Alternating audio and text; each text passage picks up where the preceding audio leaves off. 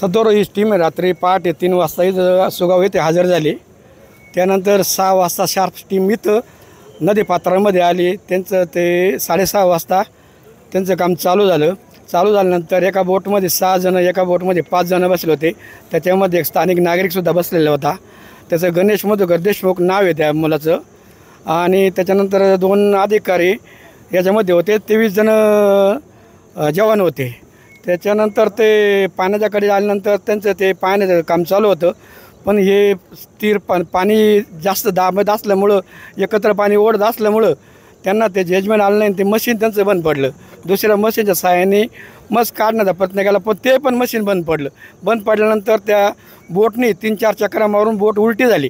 उलटी झाल्यानंतर ते 6 जण जागेवर तिथं पोहण्याचं काम चालू होतं वरच्या खाली। 5 जण जवळपास पुढं आले निघत, पण एक जण जागेवर तिथल्या आता पाण्याच्या भवऱ्याखाली दाबल्यानंतर बोटच्या जवळच तो काय अजून सापडला नाही। आणि काल जो 2 जण गेले त्याच्यातला एक जण सापडला आणि एक जण सापडला नाही कालचा।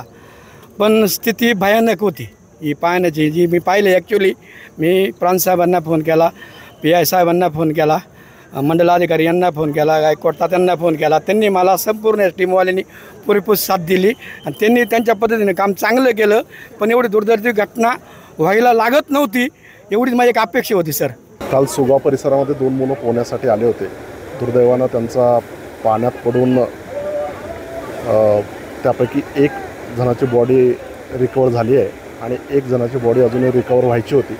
म्हणून आपण SDRFच्या टीमला ती बॉडी शोधण्यासाठी विनंती केली होती। SDRFचं पथक आज सकाळी 6 वाजता आलेलं आहे आणि बचाव कार्य करताना त्यांची बोट दुर्दैवानं पाण्यामध्ये उलटली आणि त्यापैकी 4 जवानांना आपण आता सद्यस्थितीमध्ये हॉस्पिटलला रेफर केलं आहे। एका जवानाची तब्येत आता स्टेबल आहे आणि 3 जवानांचे दुर्दैवानं मृत्यू झाल्याचं कळतं आहे। उर्वरित 2 लोकांचा शोध आता सुरू आहे। ABP माझा, उघडा डोळे बघा नीट।